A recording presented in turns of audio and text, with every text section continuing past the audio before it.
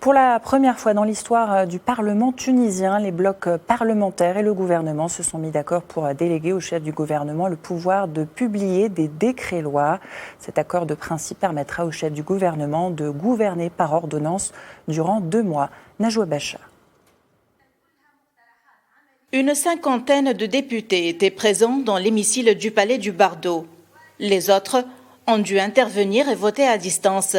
Dans une séance plénière consacrée au vote du projet de loi portant délégation au gouvernement de pouvoir lui permettant de faire paraître des décrets-lois en vue de faire face aux répercussions du coronavirus.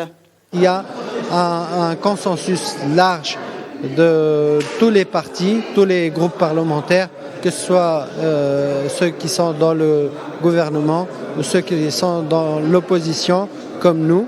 Nous sommes pour ce consensus, surtout avec cette pandémie qui demande beaucoup de consensus et beaucoup de résistance. Le décret permettra au chef du gouvernement de mettre des sanctions plus sévères pour toute personne qui détient le monopole des produits alimentaires et autres.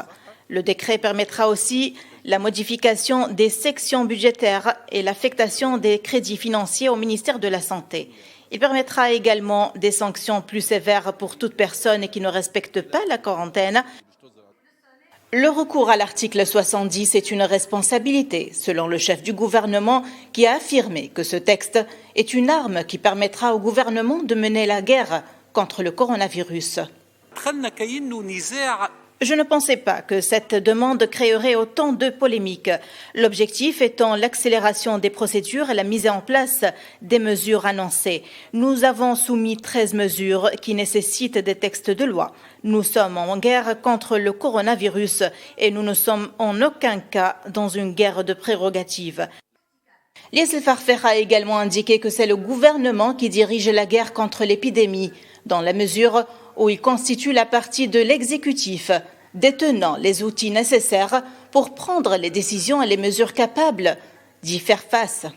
Dès aujourd'hui, on peut dire que le chef du gouvernement a la liberté de décider tout en étant le seul responsable de ses décisions au regard du contexte sanitaire crucial et exceptionnel que vit le pays. C'est un nouveau défi et une énorme responsabilité. Najwa Bacha, Médien TV, Tunis.